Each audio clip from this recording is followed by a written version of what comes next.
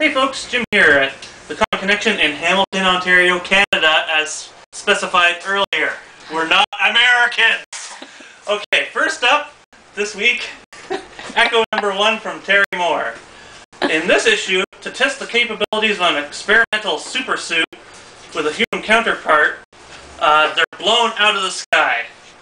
But below, a young girl named Julie is covered in the explosion's fallout and soon finds it to be symbiotic.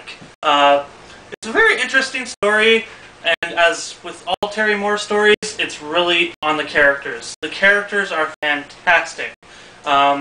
Please, go ahead and pick this one up. It's a great read. Next up, Buffy #12. In this issue, vampires from Japan invade the Slayer's base, stealing Buffy's scythe. Well, Buffy makes a new bed friend and everyone sees it. And then, Xander runs into a face from the past.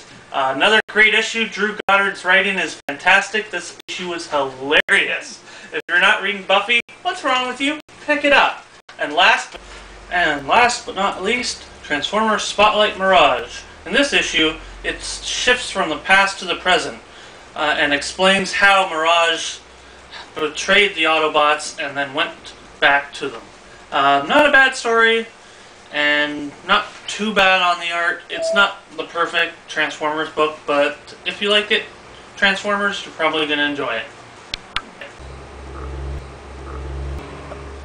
Hello gang, this is Leila from the Comic Connection in Hamilton, Ontario, Canada, for some of the people who think that we are American.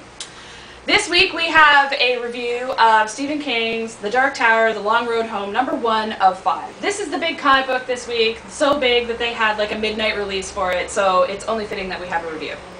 In this issue, Roland and his companions are on the run from an angry posse, and in the midst of trying to recover the body of his dead lady love, Roland is rendered unconscious and comatose, leaving his companions to figure out how they're going to escape. This was a really strong opening to the story, and it's a must-read for Dark Tower fans. I love the art of Lee and Izanov, and the art is simple yet beautiful, and you should pick it up, especially if you like the first group of books. Next we have New Dynamix. This is #1 of 5. This is from DC Wildstorm. This is basically a book that introduces a group of 4 characters that I gather may end up being a team at some point. Love Rocket, Black Halo, Sword, and Grimalkin. The story takes place in a time when there's dwindling superheroes, but nobody knows why.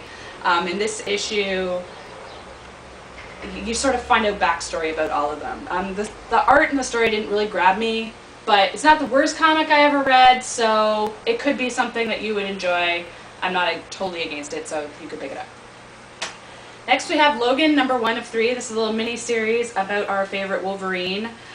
In this issue, he returns to Japan, which we love, me, and this time he's a POW, and when he escapes, he meets a woman who helps him hide in Hiroshima, of all places. I love the story. It's Brian K. Vaughan, which is awesome. Not so high on the art, but it won't stop me from reading this one. It's just so awesome, so pick it up. Next we've got Young Liars, #1. This is from DC Vertigo. It's about a young man named Danny Noonan and the woman that he loves, Sadie Dawkins, who's a little weird. She's got a brain tumor that causes her to do all sorts of weird things.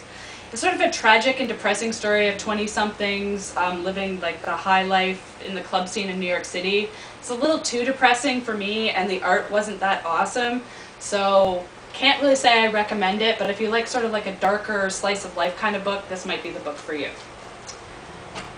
Next we have Buffy, #12. Gang, you know how much Jim and I love this series, and it just keeps going with Drew Goddard's first pitch at the book. It's just awesome. If you're not reading Buffy, you should really read it.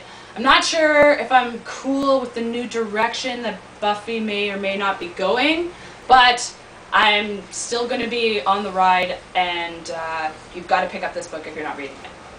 And last but not least, just an honorable mention to Marvel for giving a cool free book out called Secret Invasion Saga. This gives us a little hint of what's going to be the next big crossover for Marvel, the huge event coming up this spring. So pick it up because it's free!